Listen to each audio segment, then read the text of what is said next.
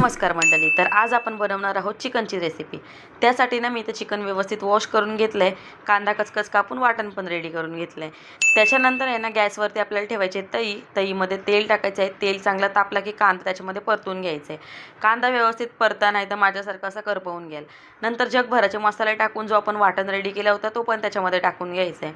आणि जो मिक्सरच्या भांड्याला लागलेलं वाटण असतं ना, तो पण पाणी टाकून चांगला हलवून घेऊन आहे ना त्या टोपशीमध्ये टाकून द्या. कारण वेस्ट कुठली गोष्ट जाऊन द्यायची नाही आपल्याला. त्याच्यानंतर आहे ना चिकन वगैरे टाकून घ्या. तो पण चारी बाजूने चांगला असं ना हलवून घ्या. आणि नंतर ठेवा झाकण. त्या झाकणामध्ये टाका पाणी. पाणी जरा चांगलं तापलं ना की त्या तईमध्ये ओतून द्यायचं आहे आपल्याला पाणी. आणि मग परत एकदा ना हलवायचं आहे व्यवस्थित असा आणि झाकून द्यायचं आहे आपल्याला. त्याच्यानंतर आहे ना थोड्या टायमाने काढून जरा 5-10 मिनिटांनी आहे ना मीठ व्यवस्थित असं टाकायचं आपल्याला चवीपुरता. त्याच्यानंतर परत एकदा झाकण देऊन आहे ना कोथिंबीर कापून घ्यायची आणि ती अशी वरून टाकून द्यायची आपल्याला. तर इथं ना चिकन आपला रेडी झाला होता.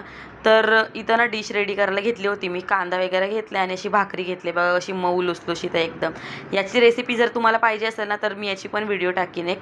त्याच्यानंतर चिकन वगैरे घेतला, भात वगैरे घेतला आणि आपली डिश झाली होती रेडी.